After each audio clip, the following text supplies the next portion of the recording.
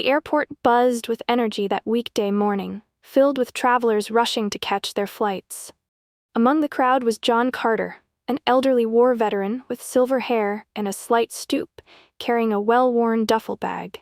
His clothes were neat but plain, a reflection of his humble life. Despite his unassuming appearance, today was no ordinary day for John. He was on his way to Washington, D.C., to receive a prestigious award for his military service. A recognition he had never sought but deeply deserved. John approached the gate, holding his ticket tightly in one hand and a small envelope in the other. The envelope contained the invitation to the ceremony, written on official stationery. The gate agent, a young man with a sharp uniform and an even sharper attitude, barely glanced at John as he stepped forward. "Sir, this ticket doesn't seem valid," the agent said, his tone curt and dismissive. John, confused but polite, replied, "I believe there's been a mistake. I'm invited to an event and this is the ticket they sent me." He extended the envelope, hoping the agent would understand. The agent didn't bother to look. "I don't have time for this. Please step aside. We're boarding priority passengers now." A few passengers nearby turned their heads, their curiosity piqued. Some frowned at the way John was being treated, while others looked away, uncomfortable. John stood there feeling a mix of humiliation and frustration. He didn't want to argue or draw attention to himself, but missing this flight wasn't an option. With quiet resolve, he said, "I need to get on this plane, please." The agent, however, remained unmoved, setting the stage for an unexpected turn of events. John stood quietly at the gate, clutching his ticket and the envelope containing his official invitation. The gate agent, arms crossed and lips pursed, regarded him with impatience. "Sir, I've already told you, this ticket isn't valid," the agent said, his voice sharp and echoing in the busy terminal. "You'll need to step aside. I have other passengers to assist." John's calm demeanor didn't waver. "This ticket was provided by the organizers of a ceremony I've been invited to. It's important that I make this flight," he explained, his voice steady yet tinged with urgency. The agent sighed dramatically. "Rules are rules. I can't let you board without a proper ticket. Please move aside." Passengers nearby began to notice the exchange. A few cast sympathetic glances toward John, while others shifted uncomfortably, eager for the line to move. One woman whispered to her companion, "Why are they treating him like that? He seems so polite." Another man rolled his eyes, muttering, "Just let him through or move him out of the way already." John felt the weight of their stares. Humiliation crept over him, but he refused to let it show. He wasn't one to raise his voice or demand attention, even now. "Please," he said again, his tone unwavering, "I wouldn't ask if it weren't important." The agent, however, dismissed him with a wave. "I don't have time for this," he said, turning to the next passenger. John stepped back, his face calm but his heart heavy. As the gate buzzed with activity, he stood alone, uncertain of what to do next. Yet, deep inside, he held on to a quiet resolve.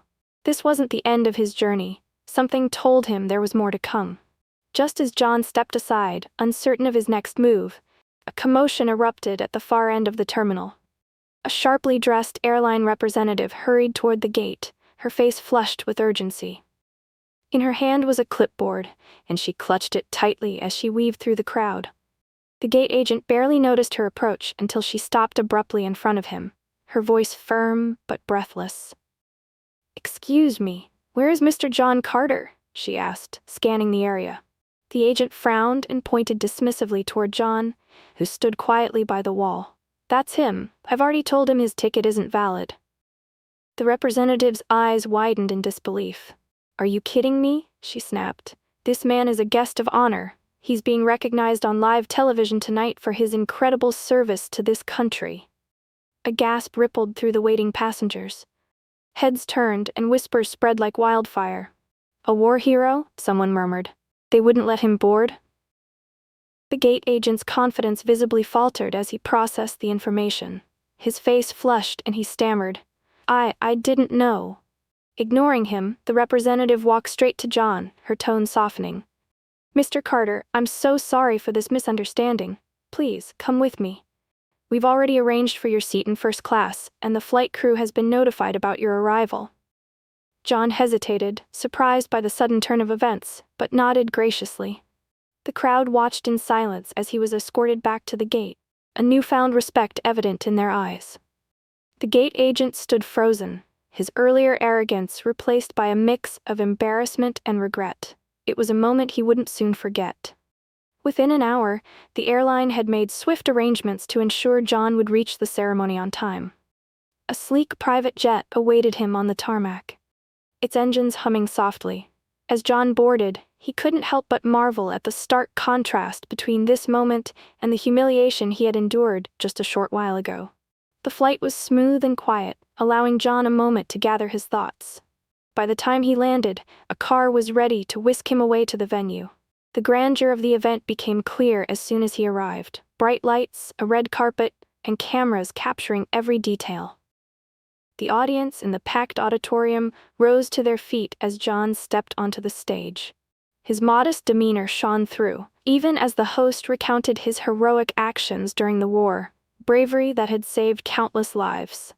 The medal, gleaming under the stage lights, was placed around his neck as the crowd erupted into applause. On live TV, millions watched as John's story unfolded. His resilience and quiet strength struck a chord with viewers everywhere.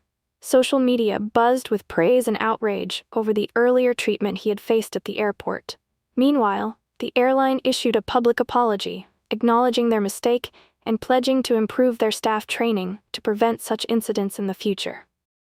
Behind the scenes, the gate agent faced internal consequences, including mandatory sensitivity training and a formal reprimand. For John, the moment was bittersweet. He never sought the spotlight, but the recognition was deeply moving.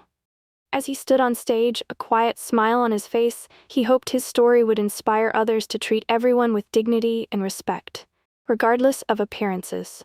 As the applause died down and the ceremony concluded, John stood quietly on the grand stage, the medal resting against his chest. The host leaned over to ask if he had any final words. John, never one for long speeches, simply smiled and said, "I'm just grateful for the opportunity to serve and for this moment of recognition. Thank you."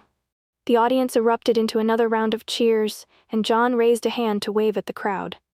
Despite the earlier humiliation at the airport, he bore no trace of bitterness or anger. Instead, his focus remained on the gratitude he felt for the honor bestowed upon him and the lives he had touched. Back at the airline headquarters, executives scrambled to address the public outcry. They announced plans to implement company-wide sensitivity training, ensuring that every employee would learn the importance of treating all passengers with dignity and respect. "This is a wake-up call," the CEO admitted in a press release, "and we are committed to making meaningful changes." Meanwhile, viewers at home couldn't help but reflect on the profound message of John's story. The images of his quiet grace and unwavering dignity contrasted sharply with the arrogance he had faced earlier, leaving many to reconsider their own judgments and attitudes toward others. As the evening came to a close, John stepped off the stage and into the cool night air, the weight of the medal a reminder of his journey, not just as a veteran, but as a man who had endured and risen above in dignity. Somewhere, a child watching from home whispered, "I want to be like him someday." And in that moment, John's humility and strength had done more than earn applause. They had inspired change. Thank you so much for watching. If this story inspired you or touched your heart, don't forget to hit the like button and share it with your friends and family. We'd love to hear your thoughts. Leave a comment below and let us know how this story made you feel. And if you enjoy powerful stories like this one, make sure to subscribe to our channel and turn on the notification bell so you never miss out on our next video. Your support means the world to us, and it helps us keep bringing you meaningful and inspiring content. Thank you for being a part of our community. See you in the next story.